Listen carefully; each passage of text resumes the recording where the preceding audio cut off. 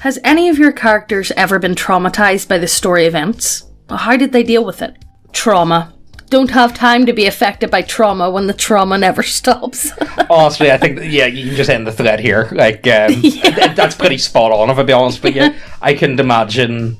Can you imagine just being, a standard adventure just for 5 minutes? IRL. IRL. I'm sorry, but your head's going to be scrapped by the end of the first week. Yes. Guys, I'm sorry. My character was bullied out of the party for his PTSD, so I made a new one while the old one presumably drank himself to death. He was never ever mentioned again. That's pretty sad. Aww. That's pretty sad, if I'll be honest with you. Warhammer Fantasy Roleplay. Character is an ex-noble who left his on-the-brink-of-bankruptcy family to seek glory on war for his family. Didn't work that well. Ashamed he spent years being a street thug and living by doing shady gigs. He has abandoned his old identity in denial. Several sessions later, there's a note of a haunted house in the outskirts of Altdorf. His old family house. Fuck GM, what the fuck are you going for? It appears that after he left, the desperate family tried to make a deal with ruinous forces, only to be fucked over by Zeech. Has to kill his brother because he turned into a bird-like abomination. Then ghosts of his remaining family. Loses a leg to the ghost. Tells rest of the party to leave. Last seen by the party limping away from now burning household. Sessions on hiatus as we got burned out and decided to play something else for a while. That's pretty good. I like that. That's a good GM who knows how to use a backstory. Yeah, I like that. I like that. It's nice to see characters. Mm-hmm. A lot of the time, backstory just kind of gets dumped. It's oh, by the way, I did that. They're never really talked about after the first session. Yeah, I kind of like the way they've weaved that in to the story. That's pretty cool. That, and also, guys, just don't make deals with fucking Chaos Gods, ever. Never. Just, if you're ever offered the opportunity, just say don't. No. This feels like, I remember them old ones for, drugs and stuff back in, the 90s. Yes. Say no. Say no to Chaos Gods, kids. Yeah, that's exactly what it is. Finally get a girlfriend after decades of being unable to find anyone to love. Playfully try to impress them. Die or get KO'd every fight for the next 3 months in-game. Gets a Tarask killsteal after throwing his sword in frustration for being a useless party member that's unable to do anything right. Campaign ends. My headcanon is that post-campaign he copes with his crippling insecurities by going to other party members and recruited NPCs to help them through their own issues of insecurity, vulnerability, or at the very least, work past the experience of watching a human being dismembered by mimics or put through a giant serrated deli slicer. Seeing as how he's the one that both of those things happen to. Oh my god. Yeah, well, I like that they've put some thought into what happened after the campaign ended, that's always nice. Several. Usually they dealt with it by talking about their feelings during downtime. All YA modern cartoon style. One relied on a good luck charm that game-wise did nothing, but in-story made my PC feel better when they had it. Though they would slowly lose their shit. Higurashi style when separated from it. Look, guys, we don't need to explain. You guys know us at this point. We're not good when it comes to the Japanese. One would just lay with sex workers and fall asleep in their arms to feel safe and comforted during downtime. God. That reminds me, that on the topic of Japan, that reminds me, them the cuddlers. Them cuddle cafes. Was that on Vice? Yeah, or something. We watched back when Vice was fucking. Let's not talk about them. Wouldn't have sex with them. Wouldn't talk to them. He just wanted someone warm with a heartbeat to sleep with for a few hours to de-stress and not to feel so cold, scared, and alone. And one got really OCD about checking over climbing gear and ropes before every trip to a location where such tools would be needed, ever since a bad roll in a climbing check nearly turned into a TPK and did indeed kill several PCs. Later on, even spent quite a bit of gold on Featherfall and Flight Scrolls as backups for if things went wrong. Honestly, I relate to that last one, but too much. I feel like I'm personally being victimized here. I relate to it. If it happened to me once, I'm gonna fucking make sure it doesn't happen to me again. Honestly, we finished Tomb of Horror not that long ago. We only finished it. We only finished. Well, no. We only finished it because we took 10-foot pulls. 10-foot pulls. We did very well though. I think only one death, and the one death was avoidable. Or that's all Kai's died in the poison pits in the first 5 5 minutes of the session. Take a 10-foot poles, always take them. You never know when you're going to need them, guys.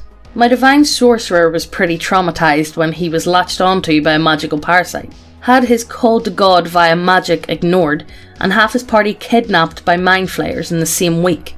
After spending that Friday night staring at the loading gun on his lap, he met an old djinn friend who dropped off some hot new gear for who was left of the party, hired some mercenaries to help save his friends, hired them again to take the bomb he was geased into delivering. To the dark city of undead it was addressed too, meeting God in a dream, getting laid and romancing the magical parasite. That's pretty good revenge. I like that. Yeah, it is. Honest to God, I do think mind flayers, they are particularly, okay, if they existed in real life, I think they would be particularly nasty things to come across. The whole psionic powers, mind eating, they really are nightmare fuel, and they live in the dark, and, ugh, fuck that. I don't want to live in a world where actual mind flayers exist, guys, okay? Yeah. What would your choice be? If there was one fantasy race that existed, what would be the worst one? Play Beholders. Beholders and Mind Flayers, I think, are pretty top tier for pretty much fucking us up. But what would be the best ones? No, guys, I know what you guys... No, don't. Lizard teddies. Yeah, okay, yeah. Not World War I setting with magic. Think Valkyria Chronicles, but low fantasy.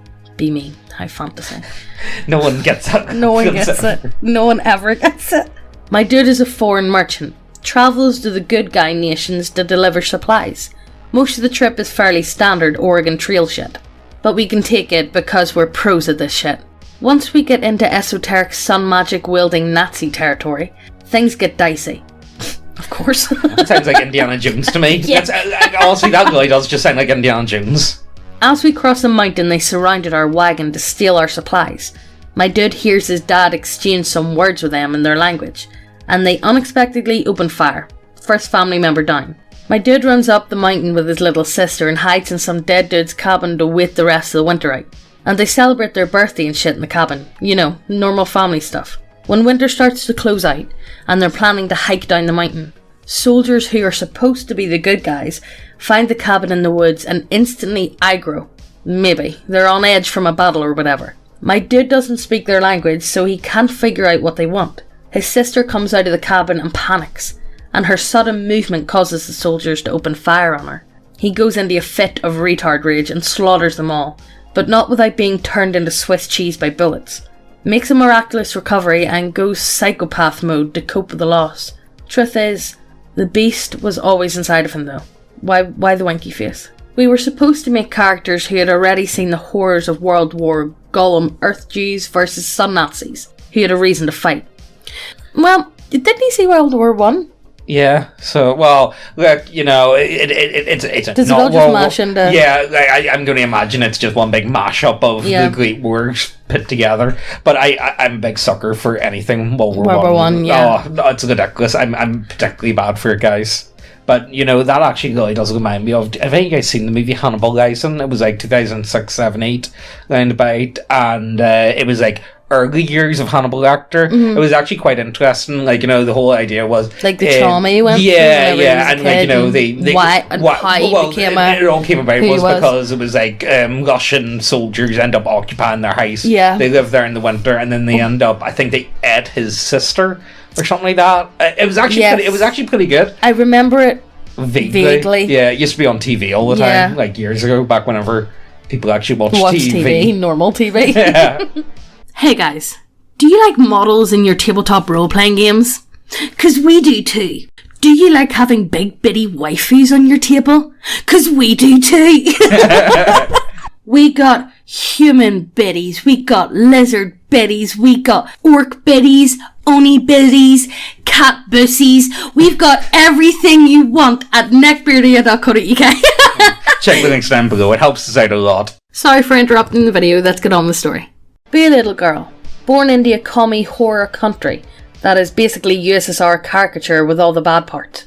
Anytime I see USSR, I think of Soviet Russia, and whenever I think of Soviet Russia, I think of your mom, He's a vlogger. Yeah, Bald and Bankrupt. He's actually pretty good. He's so good, but it's like this Soviet chair, this Soviet tree, this Soviet building, this Soviet line. It's everything Soviet. He's pretty good. Like, also, I'm really not into vloggers. Neither am I, but he is very But he's good. actually enjoyable.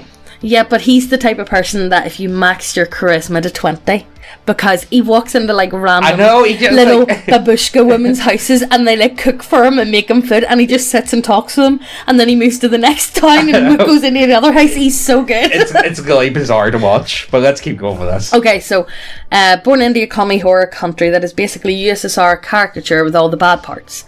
Gulag for you. Super mad scientist comes and wipes the fuck out of your town. Becomes a baker in another town with no family or friends because they're all dead. Whole town gets gulagged because the head of state had a brain fart. That's not even make believe. That's just USSR. Like, let's be serious. Why is it so grim all the time? Escape from fucking gulag and become an anarcho-terrorist. Spends years trying to topple the regime through bombings and killings of officials, but without result. That's just more times getting the gulag treatment, I'm sorry. Literal demon comes grinning and proposes to help. What's worse, communists or literal demons from hell? Communists. But before you could even use his help, some fucking alien from space takes over the country with mechas and orbital strikes. America? This is supposed to be like an America. Like, okay, so if we do, America's got the reptilians, and we'll say USR is controlled by demons. Would that work? Yeah. Yeah, let's go with that. Reptilians versus demons. Rage and almost succumb to drinking yourself into a stupor. I've got you gushing again. The deal with the demon is still good though, so try to use that. Die in fucking napalm when my girl Terminator pelts the demon with missiles. Get fucking resurrected while feeling everything you felt while dying, only backwards. Demon is dead and the deal is no more. But surprisingly, the alien that took over the country decides to use you for some administrative work because he probably doesn't see you as a threat. Actually, the alien is a pretty decent guy, even with some personal problems. Maybe everything will not be bad. Alien fucking dies. Evil alien clone descends on the capital while commencing orbital strikes. Die bisected by laser axe. Nope, you're fucking immortal. The demon actually did his part of the bargain as best he could, so you literally can't die now until you succeed in making this world better. I like to think that actually... Good fucking luck trying to make Russia better. I like to imagine that this is official lore. Not official lore, this is official history, sorry. This is actually what happened. It's like the history from Inglourious Bastards. When they go in and it's like... I like to imagine this is a Quentin Tarantino redo of what actually happened in the Cold War. This is what... This is well, you know what's happening? This is the Call of Duty treatment. Mason, the numbers, Mason, the numbers. Oh boy. So my last major campaign just wrapped up, and to sum the keynotes up, my Paladin of Abadar got not just his immediate family, but his entire caravan community scattered all across the world, resulting in 2 deaths and shit living conditions for all of them. One of the only 2 family members that stayed with him, a younger brother, was killed by a false Hydra. His estranged ex-girlfriend had become shipwrecked on an island, forced to eat her other soldiers, and developed cannibalism from it. His mother, who he thought had died 10 years before the start of the campaign, was resurrected and used to help fulfill a Beelzebub cult prophecy. Said prophecy is that my Pally would, in essence, get possessed and become the Antichrist. As it turns out, Abadar had forsaken him and stopped fueling his powers. Beelzebub took over and fed him info to save his mother, cutting off his powers during their first ambush. Over the course of the campaign, his teammates, i.e. the other players, have ridiculed him and me, both in and out of character for my fuck-ups. They also were paid by an assassin group to kill his mother, and made it blatantly known that they were going to kill her regardless. The fucking king in yellow has quoted, "taking an interest in me." That is literally half of it. And that was enough to make him have as much less carefree attitude towards life. to put it mildly. I quite like that. I think that's like a good intro, or like, you know, a good setup for like, you know, a multi-class Paladin Hexblade. Yeah. Like that would work very well for Hexblade. So but I think that could. It's very interesting. I think like, you know, maybe if you had like 2 levels in Paladin, less in Hexblade, maybe something like that. I think that would be pretty cool. Well, why don't we go through the fucking list, huh? Witnessed another party member vivisect someone alive. Was complicit in having a banshee kill someone else. Could only watch as most of the party turned to keep doing fucked up deeds like necromancy. Turned to alcohol as a coping mechanism. Kept fucking up heists and got herself into trouble with the Thieves Guild through bad luck. Was involved in a violent train accident.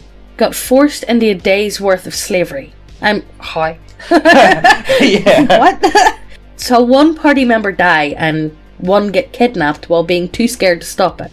That put so much stress in her, it awakened her sorcerer bloodline. Okay. Fell out hard with some of the party. Thought she was trapped 30 odd years in the future or past. What do you mean thought? I have no idea. Keep going. Let's just keep going. Found out that actually she was trapped in a cursed land. There we go. There we go. That explains it. Met someone she started dating only for them to be kidnapped. Forced into blackmail there.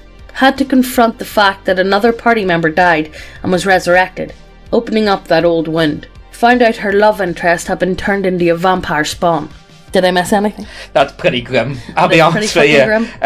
Yeah, pretty hard time. But then again, I suppose whenever you actually think about it, all you needed was to make it even grimmer. Was that you were fucked in the gulag. Yeah, just like if you want to make anything more grim dark, just add an extra level of USSR. Or just say that just say that it took place in Russia. Yeah, sometime in the 20th century. It's pretty bad. Yeah, some bad shit happened.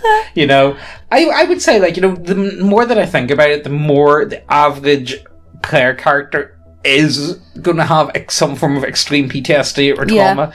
And I think, like, you know, a lot of players, I'm pretty bad for it. Like, you know, I just try not to think about it too much from a character perspective. So the last character that I played for any length of time was a paladin, and I suppose he could always fall back on, like, you know, the old idea. It's like, my faith protects me, you know. And you're playing a goblin at a minute, and goblins are ruthless. They don't give a fuck. I also couldn't give less of a fuck. Like, you know, okay, he's quite partial to making money and whatnot. They were killing their fucking brothers and sisters for a piece of fucking bread whenever they were younger. Yeah, exactly. So he's not the most. Not the most. What would be the right word? Thoughtful, caring. Yeah. Self-centered. No, he is self-centered. It's just a fucking rogue, let's be serious. I'm sorry, rogues are just like that. Some rogues can be, but... What about you? Let us know down below if your character... Well, what's the worst thing that's happened to your character? Or actually, you know what? Give me a good death. Well, like, have you ever just been turned into, like, jam? Yeah. Like, you know, did you ever just get, like, you know, like a nasty car crash? Has anything Chunky ever happened? Salsa, let us know. Oh yeah. Has like anything that was on Rotten.com back in like early 2000s, if your character turned into anything. Fucking Rotten.com, I think I blocked that from my mind. Yeah. Do you remember? Oh, the worst one was, I remember there was one of a fella, and he got his head chopped off by a helicopter blade. It was horrible. No. Oh, so he pretty much... Has your character ever achieved anything that could be close to being put on Rotten.com? And I don't want to know if you put a jam jar up your ass or anything, you know. But I suppose we'll end it here. Yeah, we'll end it here. Check out the links, go to the website, check out the models. You know, subscribe. Hit subscribe, hit the notification bell so you get notified every time we post. And we'll see you in the next video. Bye!